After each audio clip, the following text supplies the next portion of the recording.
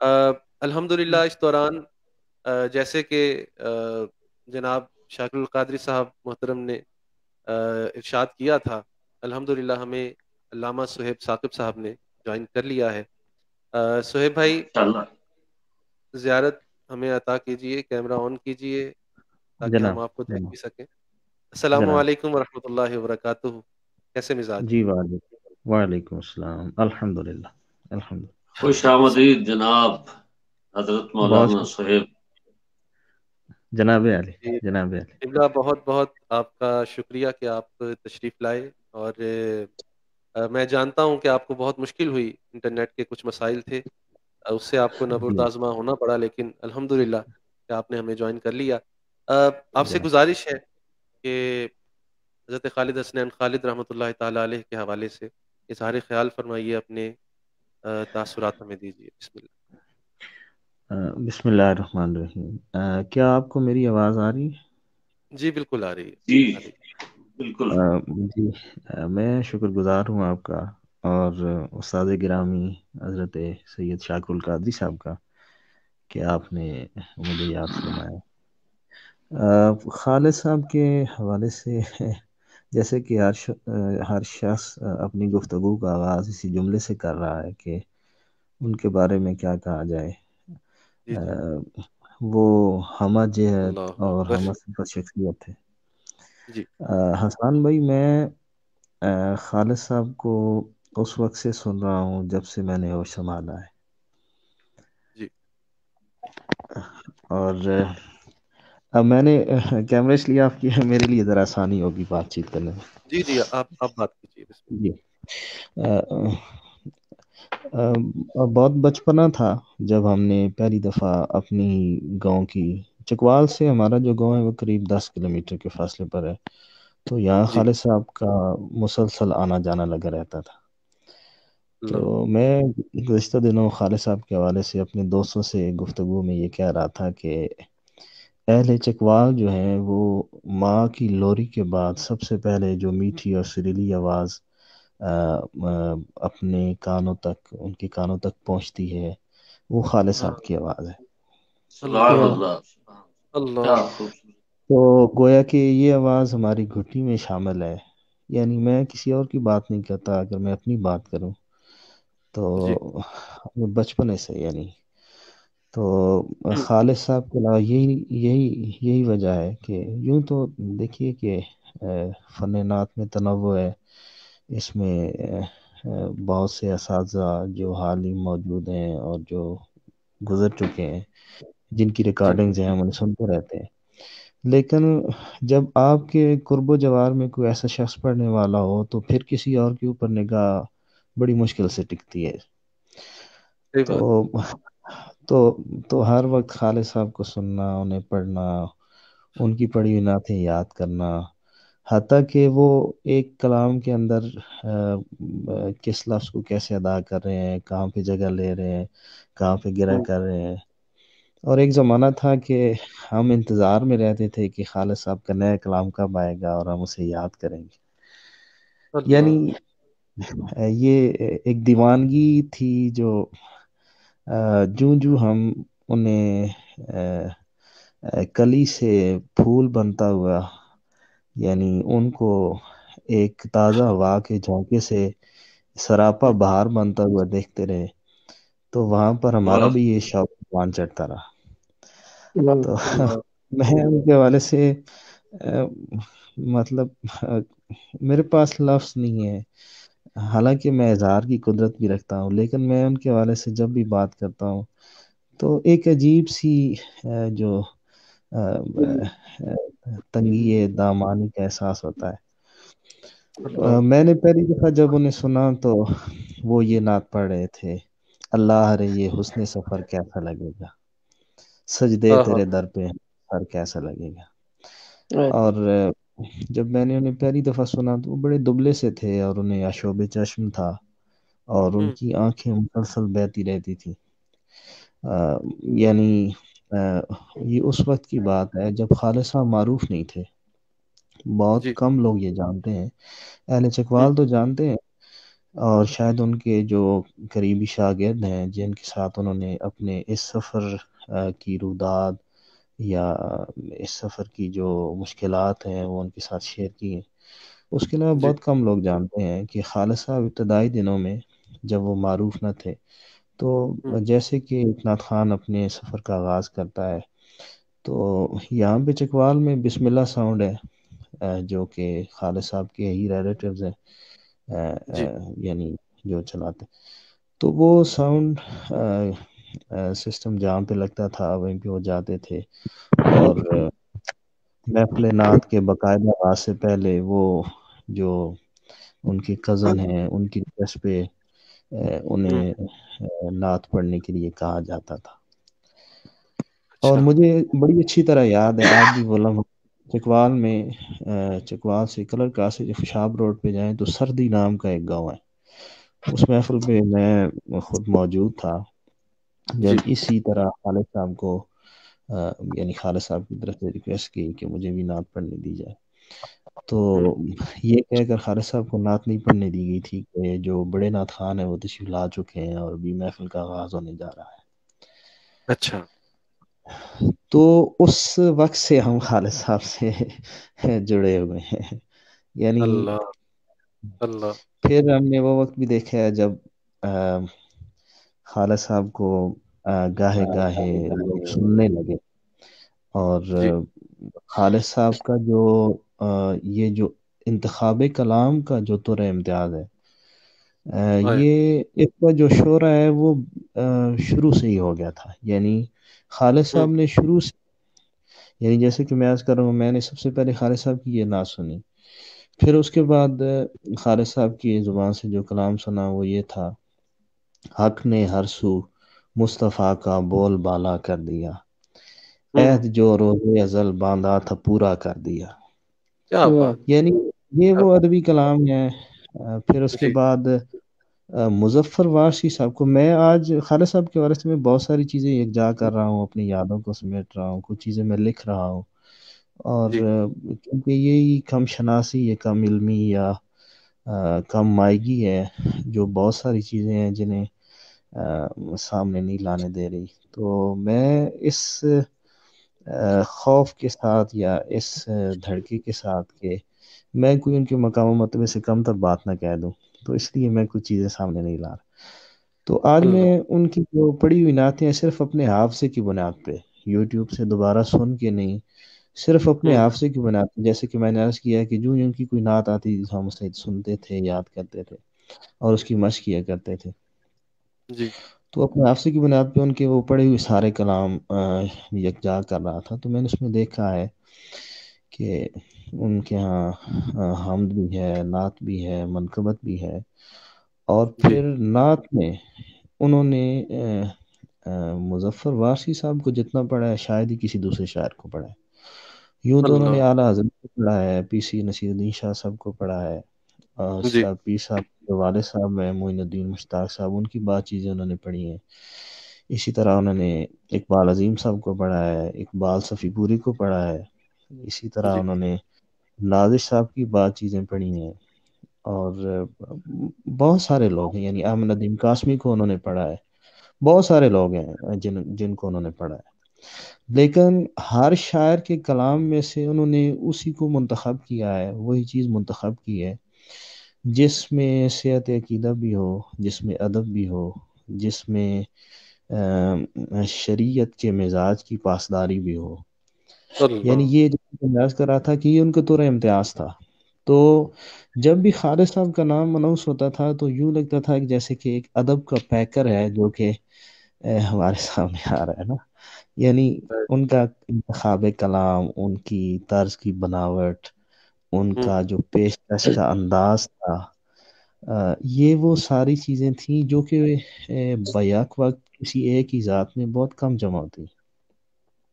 ایسے ہی اچھی آواز بالکل۔ تو یا آواز کی تیاری یا گلے کی تیاری کے اوپر تو ہر نعت خان محنت کرتا ہے، ہوں، اور فی زمانہ تو مجھے یہ کہنا پڑے گا کہ لوگ صرف اسی کو نہ سمجھتے ہیں کہ جس کی آواز اچھی ہے، جو اونچی سروں میں پڑھ لے، یا جو موسیقی کو یا موسیقی کے اسرار و رموز کو سمجھتا ہو، اور جی آج کا جو ایک بے ڈھبے جو آلات ہیں ان کا جو چسکا ہمارے بعض لوگوں نے جو ہمارے سامعین کو لگا تو ان چیزوں کو نہ سمجھا.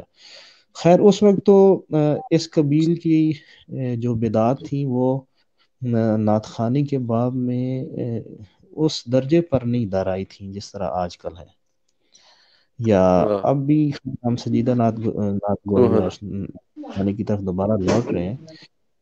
لیکن ایک زمانہ تھا، یعنی پچھلی جو دہائی تھی اس میں آپ نے دیکھا ہے، آپ یقیناً خود اس فیلڈ سے وابستہ ہے تو جی یہ ظاہر بات چیزیں.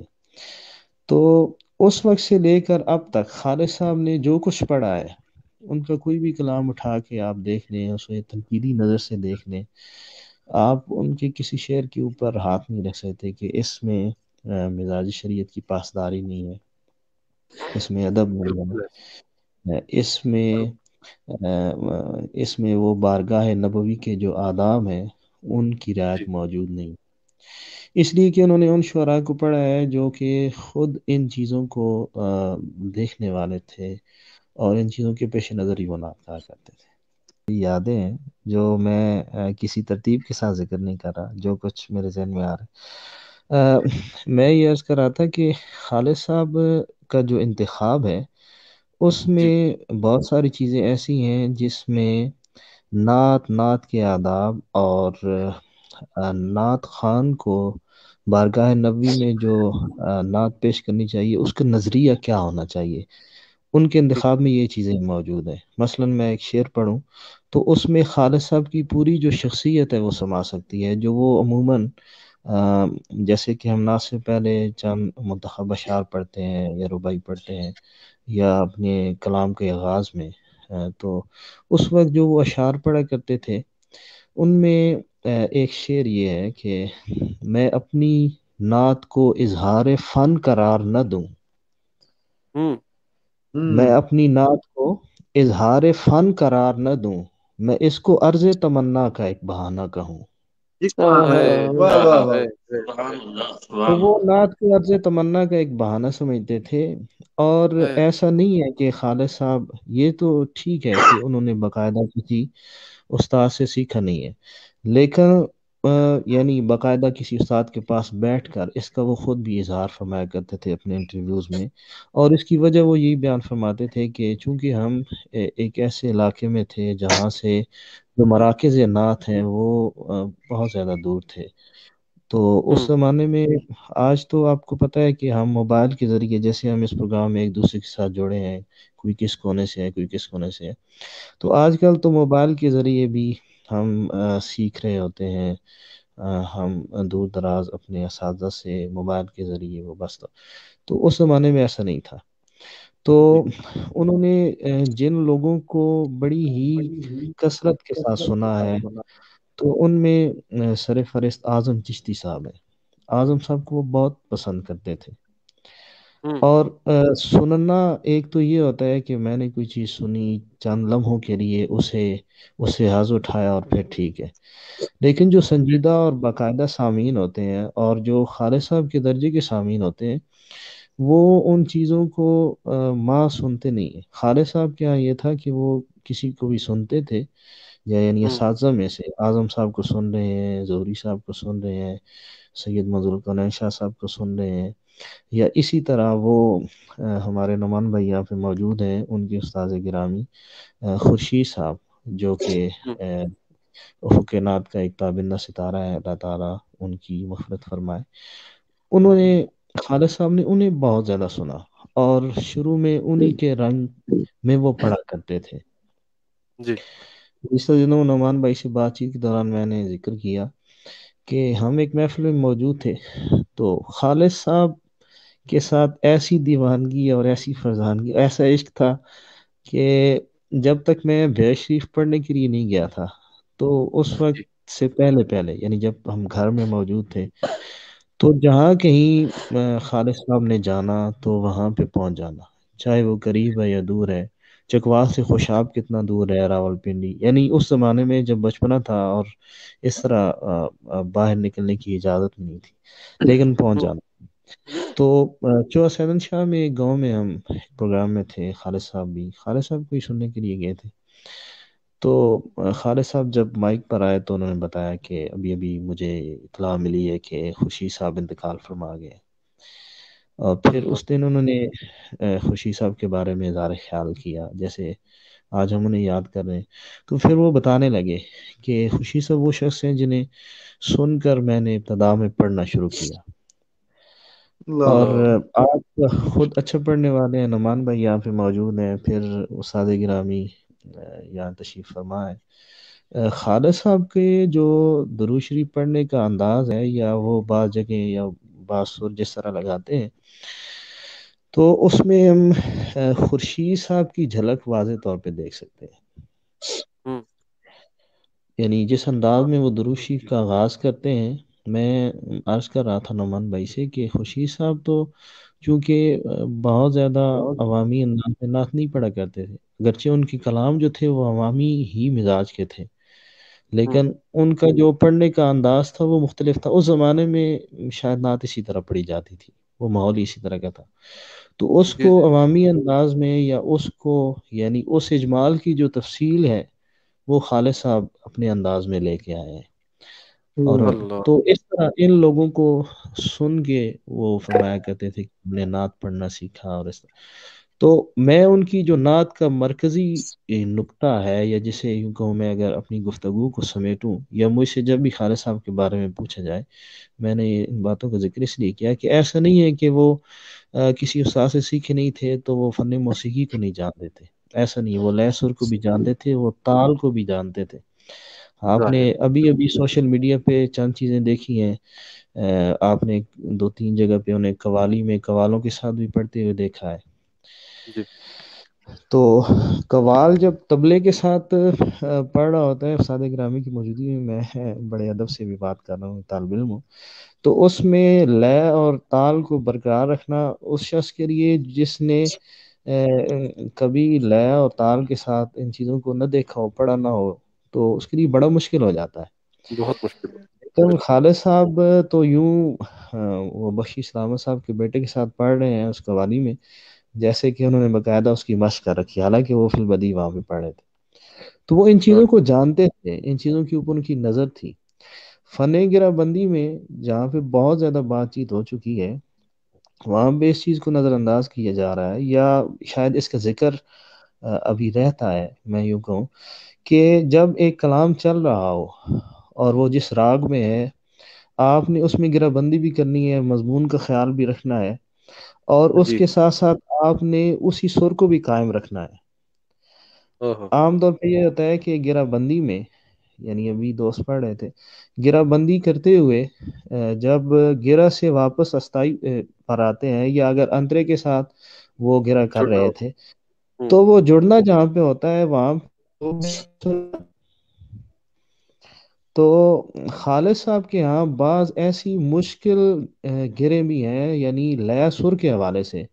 مضمون تو اپنی جگہ ہے بلا شبہ، اس پہ تو کسی حد تک بات ہو چکی. میں سوال ہے تو ایسا نہیں ہے کہ انہیں اس سے واقفیت نہیں تھی، وہ ان چیزوں کو جانتے تھے.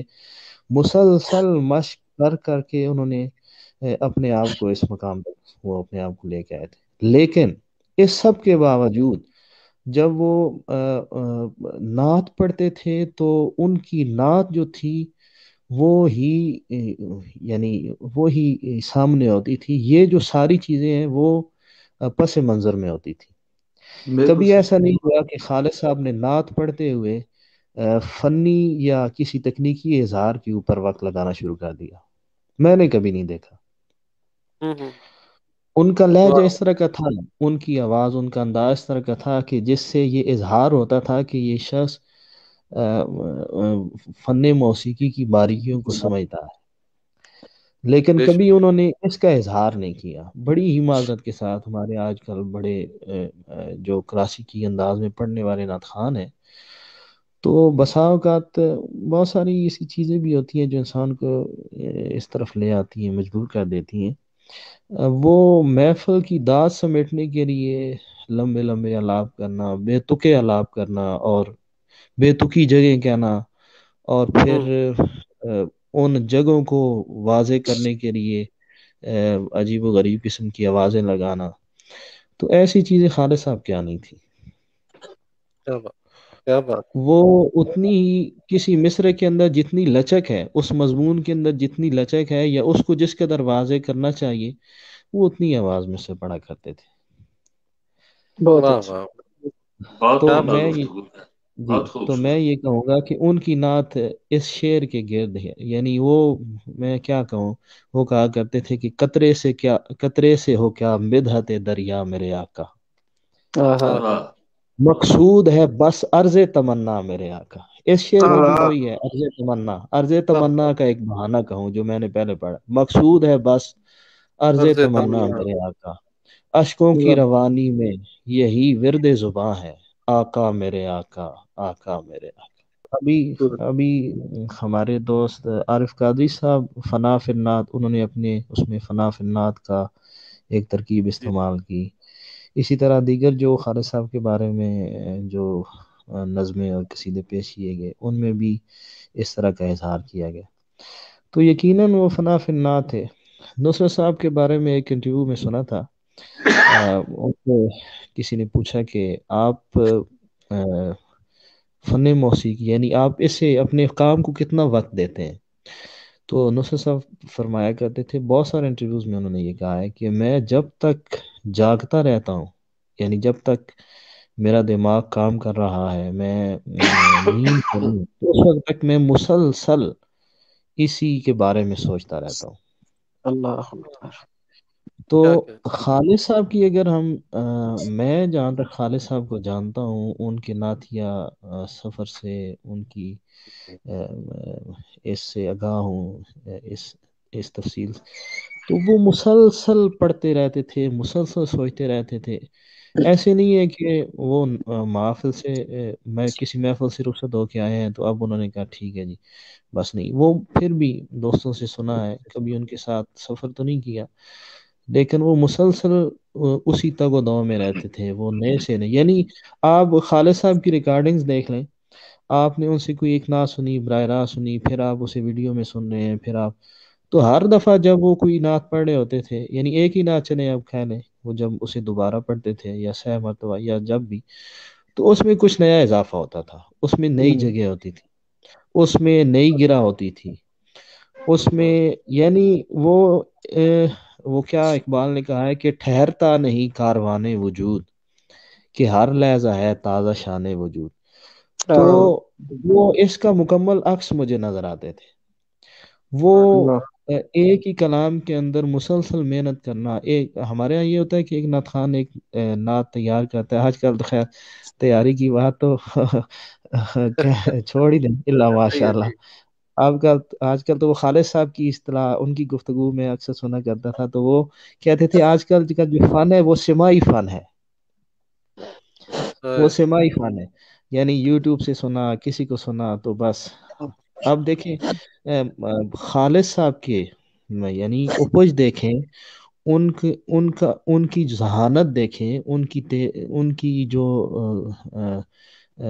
ذہن کی جو فکری پختگی ہے اسے دیکھیں. کہ ہم نے پیر میرے شاہ صاحب رحمۃ اللہ تعالی علیہ کا کلام اور اعلیٰ حضرت کا کلام کتنی مرتبہ پڑھا، کتنی مرتبہ سنا، لیکن جی. اس کی جو نو دریافت ہے خالد صاحب نے جس انداز میں کی ہے، وہ بڑے بڑے نعت خوان نہیں کر سکے، بالکل بے یہ بڑے شک. بڑے وجہ بات نعت گو یا نعت کے اوپر کام کرنے والے نہیں کر سکے.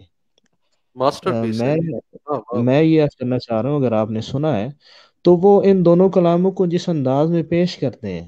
اور حسان بھائی، مجھے تو آج ہی یہ علم ہوا ہے معظم صاحب کی زبان سے کہ آپ درسیات سے بھی آگاہ ہیں، درسیات کو باقاعدہ پڑھے ہوئے ہیں. تو لقب بدر فی الوجہ الاجمل، اس کا خالد ہے. صاحب پیر میر صاحب کا مصرع پڑھ کے جس طرح ترجمہ کیا کرتے تھے، لاکھ بدر فی الوجہ الاجمل، مکھ چاند بدر شاشانی ہے. اللہ اللہ. ہائے ہائے ہائے تو یہ ہائے. جو یہ معمولی دریافت نہیں ہے.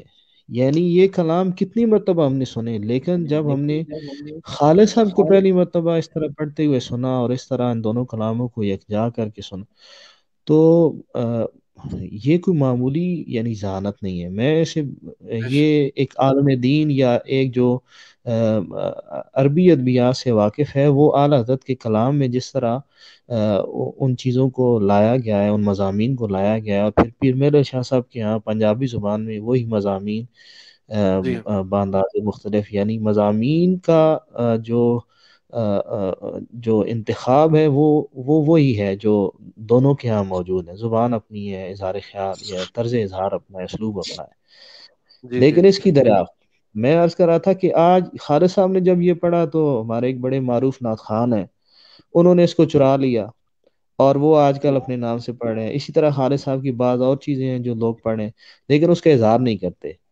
کہ یہ ہے چیزیں ہیں، یہ فلاں نے پڑھی ہیں. یعنی اس طرح جیسے ابھی ابھی فیس بک دیکھ رہے تھے تو ایک بڑے شاعر ہیں، ان کا شعر جو ہے وہ بڑا غیر معمولی شعر ہے جو کہ ان دنوں میں بڑا ہی دیکھا جا رہا ہے. تو وہ فرما رہے تھے کہ شاعروں کو عموماً یہ گلہ رہتا ہے کہ لوگ ان کے شعر جو ہے وہ چرا لیتے ہیں یا پڑھتے ہیں تو ان کا نام نہیں لیتے. تو اسی طرح خالد صاحب یہ کسی بھی فنکار کی کوئی چیز ہے. اب تو لوگوں کو معلوم ہی نہیں ہے کہ کمپوزیشن کیا ہوتی ہے یا جس شخص نے بنائی ہے اس کا کریڈٹ کیا ہوتا ہے، اللہ یا ایک کمپوزیشن یا ایک طرز بنانے میں کتنی دقت، کتنی محنت اور کتنی ریاضت صرف کرنا پڑتی ہے. تو آج کا سب کچھ سنائی ہے، ایک محنت کر کے شخص اپنا کلام تیار کرتا ہے، دوسرا اسے سن کے تو وہ پاپولر ہو جاتا ہے، اس کی اپنی ریکارڈنگ کروا لیتے پکی ہیں. پکائی کھیر کھاتے ہیں جی سارے. سہیب بھائی آپ کی میں قطع کلامی کر رہا ہوں، اس کے لیے معذرت چاہتا ہوں. میں نے قبلہ شاہ صاحب، حسنین بھائی، سہیب بھائی، میں نے احسان بھائی سے عرض کی تھی کہ کچھ فیملی ایشو ہے تو مجھے کسی وقت بھی ہاسپٹل سے کال آئے گی تو جانا پڑے گا. تو مسلسل کالز آ رہی ہیں تو میں آپ سے میں جانا تو نہیں چاہ رہا اتنی خوبصورت گفتگو کے دوران، اور قبلہ شاکر القادری صاحب بھی تشریف فرمائے، لیکن بڑی معذرت چاہتے ہوئے مجھے ابھی جانا پڑے گا اگر آپ کی اجازت ہو تو. جی سر، جی سر، جی اللہ نمستے تعالیٰ جی. خیر. ہاں جی. نہیں آپ کا ظاہرہ ایشو ہے وہ سمجھتے ہیں. تو کوئی مسئلہ آپ سے ویٹ کر رہا تھا کہ جیسی وہ، لیکن ہم کال زیادہ آنا شروع ہو گئی ہیں تو مجھے اجازت چاہیے آپ سے بڑی معذرت کے ساتھ. جی نہیں. میں سر، جانتا ہوں جی بہت بڑا سر، اللہ خیریت. ایمرجنسی والی سے سچویشن مجبوری ہے. جی اللہ جی تعالیٰ جی خیریت. جی جانا جی، بہت چاہیے، ضرور اچھا، جانا. بہت اچھا. بڑی جزاک معذرت اللہ. کے ساتھ. جزاک بارک اللہ. السلام علیکم. اللہ حافظ. جی، السلام علیکم. دعا میں یاد. اللہ اکبر. علامہ صاحب جناب میری گفتگو زیادہ ہی لمبی ہوگی. اللہ، آپ نے ابھی کلام بھی پیش کرنا ہے، کلام بھی آپ نے سنانا ہے. جی جی جی جی. آج ایس تو ہونا ضرور. تو میں بس ایک دو جملوں میں اپنی گفتگو کو سمیٹتا ہوں. تو میں یہ جی بسم سمجھتا ہوں کہ وہ نعت کو عرض تمنا کا بہانہ سمجھتے تھے، اور اللہ. نعت میں وہ موسیقی یا ان چیزوں کا استعمال اس قدر ہی جس قدر نعت اس کا متقاضی، نعت اس کی متقاضی ہے، اس سے زیادہ. اور پھر خالد صاحب کی اگر نعت کو یا ان کی نعت کی جو ان کی نعت کے اندر جو صفتیں ہیں، ان کے جو ان کا جو تخصص ہے، ان کی جو اسپیشلٹی ہے، اسے دیکھیں تو اس میں ظاہر باہر چیزیں ہیں جو ہر شخص کو نظر آ رہی ہیں. ان کا انتخاب کلام ہے، اس پہ پھر گرہ بندی، اور پھر یہ چیزیں، اور پھر اس کی اللہ. پیشکش، اور پھر اس میں جو سلیقہ مندی ہے، اور پھر اس کو اچھا ان کا جو انداز ہے. ابھی ہمارے ایک دوست ہیں جو خالد صاحب کے بڑے ہی قریبی شاگرد ہیں، بیرشید کے فاضل ہیں، محمد رفیق چشتی، یہاں پہ موجود ہیں فیس بک پر. میں جی ابھی ان کا ایک مضمون دیکھ رہا تھا اور میں اس سے بالکل اتفاق کرتا ہوں. وہ یہ کہہ رہے تھے، اور پچھلے دنوں آپ نے سرور بھائی کا بھی کالم پڑھا، انہوں نے بھی بڑی خوبصورت مثال دی کہ اعظم صاحب کا ذکر ہوا، اعظم صاحب سے لے کر خورشید صاحب تک، یعنی بڑے ہی غیر معمولی قسم کے یہ لوگ تھے جنہوں نے ثنا خوانی کا جو فن ہے اس کو ایک بامی عروج تک پہنچایا، اور آج ہم انہیں سنتے ہیں اور انہیں مانتے ہیں. تو خالد صاحب نے سب کو سنا. وہ کہہ رہے تھے، رفیق جی صاحب یہ فرما رہے تھے کہ خالد صاحب سے میں نے عرض کیا کہ ہم دیکھتے ہیں کہ کبھی کبھی آپ خورشید صاحب کے رنگ میں گرہ کرنا شروع کر دیتے ہیں، یا اس طرح کبھی سید منظور القنین شاہ صاحب کے رنگ میں، یا ان کی چیزیں جو ہیں وہ، یا ان کا جو انتخاب ہے اس میں. تو وہ فرماتے ہیں کہ وہ رفیق صاحب فرما رہے ہیں کہ وہ فرماتے تھے کہ میں نے ان سب ناخوانوں کی جتنی بھی چیزیں ان کو یاد کر رکھا ہے. ہوں، یعنی وہ آج کل تو یہ رواج ہے کہ ہم لوگ کہتے تو ہیں کہ فلاں میرا استاد ہے یا فلاں فلاں اس فن کے اساتذہ ہیں، لیکن نہ ہم ان کے کام سے آگاہ ہیں، نہ ہی ہمیں ان کی اپج کا ان کا جو درجہ ہے یا انہوں نے کس سلیقے سے کام کر رکھا ہے، یا اس کلام کے اندر کس طرح کی یعنی ان کے کام کی صفات کیا ہے، یا ان کا کام کیسے آگے بڑھایا جا سکتا ہے، یا ان کے کام کو کیسے ریوائیو کیا جا سکتا ہے.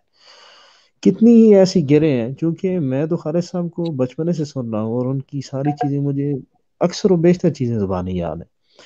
تو جی کتنی ہی ایسی گرے ہیں جو ہم دیکھتے ہیں کہ وہ عزیز میاں صاحب کی جو نعت کی قوالیاں وہاں سے لے کے آ رہے ہیں، یا نصرت صاحب کی نعت کی قوالیوں سے لے کے آ رہے ہیں، یا وہ واہ سید منظور القنائن شاہ صاحب کی جو گرے ہیں ان سے لے کر آ رہے ہیں. یعنی انہوں واہ، نے ان چیزوں کو آگے بڑھایا یا ان کا ریوائول کیا ہے، اور پھر اسی بے طرح شک، اسی درجے پر انہوں نے اسی اسی یعنی مقام اور اسی رعایت کے ساتھ انہوں نے ان چیزوں کو آگے بڑھایا اور پھر اس میں اپنا اضافہ کیا ہے. تو واہ، وہ اساتذہ کا جب نام لیتے تھے کہ میں نے سید صاحب کو سنا ہے، میں نے اعظم صاحب کو سنا ہے، میں نے فلاں کو، تو ان کے یہاں سننے کا مطلب یہ نہیں ہوتا تھا کہ ایک آدھ سے سنا ہے دوسرے سے نکال دیا ہے. یعنی وہ اللہ، ان کی چیزیں اساتذہ کی چیزیں یاد کروائی جاتی ہیں عموماً، لیکن ہمارے یہاں نعت خوانی کے باب میں ایسا کوئی رواج نہیں. تو انہوں نے اساتذہ کی چیزوں کو یاد کر رکھا تھا. تو واہ، ان کی نعت جو ہے میں پھر یہی کہوں گا کہ میں ان کی نعت کو عرض تمنا کا بہانہ سمجھتا ہوں. لیس جی اور ان چیزوں کے اوپر اچھی گرپ ہونے کے باوجود کبھی انہوں نے اس کا اظہار نہیں کیا، حالانکہ ان کی بعض نجی چیزیں اس طرح کی ہیں جو یہاں پہ پبلکلی مناسب نہیں ہے انہیں بیان کرنا. جی تو جی اس لیے تو تو یہی خراج ہے، یہی مطلب میں اس سے زیادہ بڑھ کر میں ان کے فن پر گفتگو نہیں کر سکتا. یعنی فن موسیقی کے اعتبار سے ان کے طرزوں پر گفتگو کروں، یا ان کا جو انداز ثنا خوانی ہے اس پر گفتگو کروں. اس پر تو سید زبیب شاہ صاحب جیسا کوئی شخص یہ گفتگو کرے تو جچتا ہے، یا اس پر کوئی اس درجے کا کوئی شخص گفتگو کرے تو وہی جچتا ہے، یا آپ لوگ گفتگو کریں. اسی طرح ان کا جو نعتیہ انتخاب ہے اس پر میں صرف اشارہ دے سکتا ہوں، لیکن اس پر میں مزید بات نہیں کر سکتا. میں اپنے آپ کو اس قابل نہیں سمجھتا. اللہ، اللہ. قبلہ شاکر القادری صاحب، میں آپ کا بے حد شکر گزار ہوں کہ آپ نے اس طرف اشارہ کیا اور علامہ صاحب کو ہم اس پروگرام میں لے آئے، ورنہ یہ پروگرام جو ہے یہ نامکمل رہ جاتا یقیناً. جی ہاں، علامہ صاحب جی ہاں. نے بالکل بالکل قبلہ، میں صمیم قلب سے شکر گزار ہوں. اللہ آپ کو آسان بھائی سلامت رکھے. دیکھیے نا کیا یہ اتفاق ہے، میں تو اس اتفاق نہیں کہتا. خالد صاحب کا جو آخری کلام ہے جو جی آج کل محفل میں پڑھ رہے تھے، جب خالد جی صاحب کی عادت تھی کہ وہ عموماً حرنت خان کی عادت ہوتی ہے کہ جب وہ نیا کوئی کلام تیار کرتا ہے تو اسے ہوں، جہاں جہاں اس کی حاضری ہوتی ہے وہ اسے پڑھا کرتا ہے.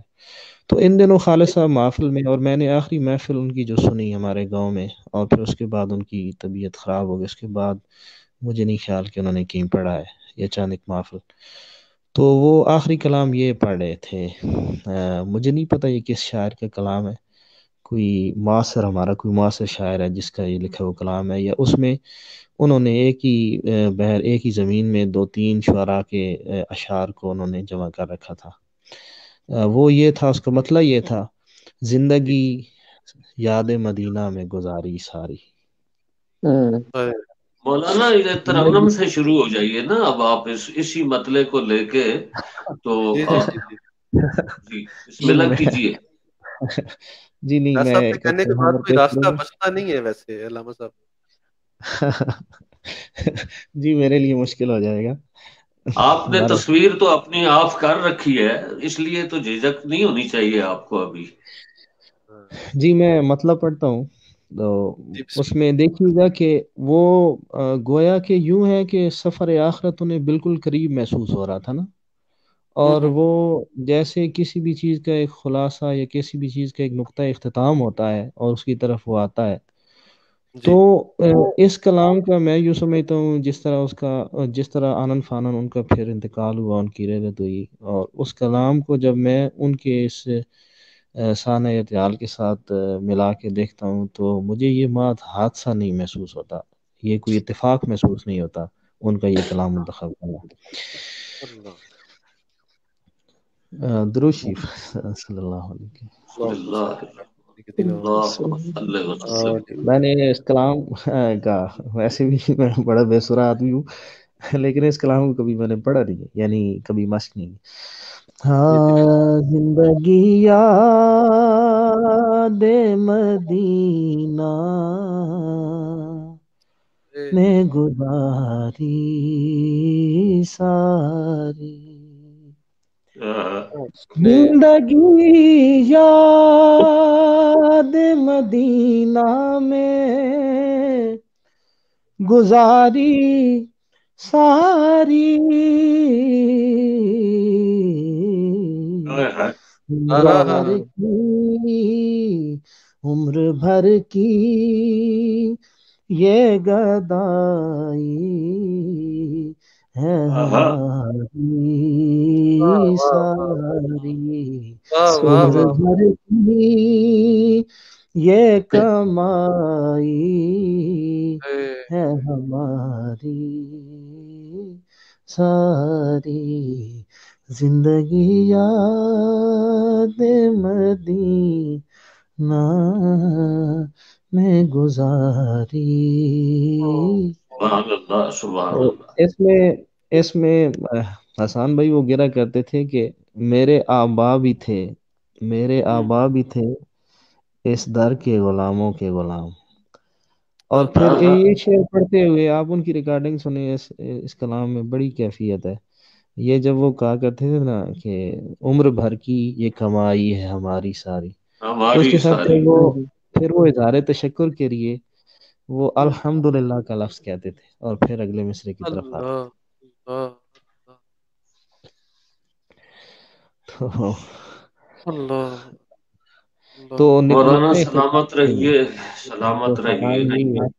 میں خلش مظفر صاحب کا وہ جو کلام انہوں نے پڑھا ہے اس کا مقطع پڑھ کے میں آپ کو اس اختتام کی طرف لاتا ہوں جس پہ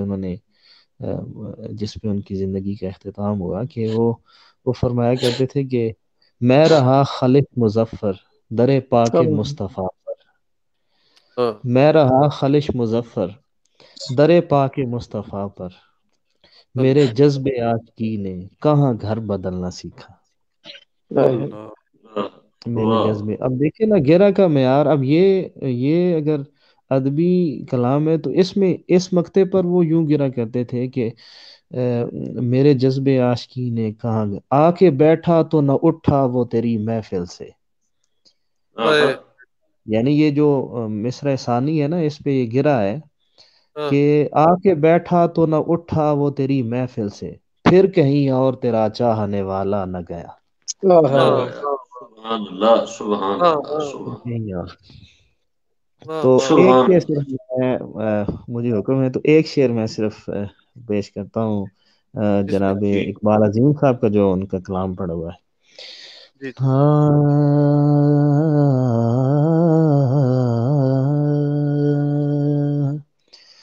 میں لب کشا نہیں ہوں اور محو التجا ہوں، میں محفل حرم کے آداب جانتا سبحان ہوں، سبحان اللہ اللہ۔ میں محفل حرم کے باب جبریل کے پہلو میں ذرا دھیرے سے فخر جبریل کو کہتے ہوئے یوں پایا گیا، اپنی پلکوں سے درے یار پہ دستک دینا، اونچی آواز ہوئی، عمر کا سرمایا گیا تو میں محفل حرم کے محفل حرم کے، یہ روشنی سی کیا ہے،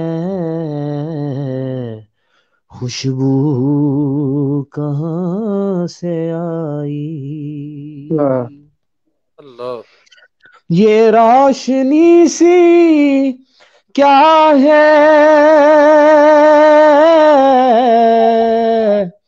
خوشبو کہاں سے آئی، خوشبو کہاں سے آئی،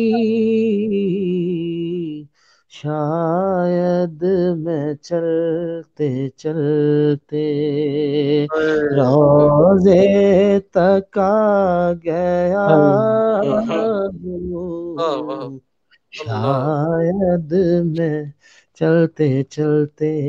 مولانا بھائی یہ اقبال عظیم صاحب کا کلام ہے، اور انہی کے کلام سے وہ اس شعر پر گرا کیا کرتے تھے کہ یہ خوشبو کچھ مجھے مانوس سی محسوس ہوتی ہے، یہ خوشبو کچھ مجھے مانوس سی محسوس ہوتی ہے، مجھے تو یہ مدینے کی گلی محسوس ہوتی ہے، میری بے نور آنکھوں نے چراغوں کی جگہ لے لی، مجھے اب روشنی روشنی محسوس ہوتی ہے، تو شاید میں چلتے چلتے شاید میں چلتے چلتے روضے تک آ گیا ہوں، میں لب کشا نہیں ہوں، اور اقبال مجھ کو اب بھی محسوس ہو رہا ہے کہ روضے کے سامنے ہوں اور نعت پڑھ رہا ہوں، میں لب کشا نہیں ہوں۔ سبحان اللہ، سبحان اللہ، کیا بات ہے، اللہ اللہ سبحان اللہ۔ علامہ صاحب جزاک اللہ، جزاک اللہ، بارک اللہ۔ میرے پاس الفاظ نہیں ہے کہ میں کیسے بیان کروں کہ آپ نے کیسی، آپ نے بڑی اللہ کرم نوازی۔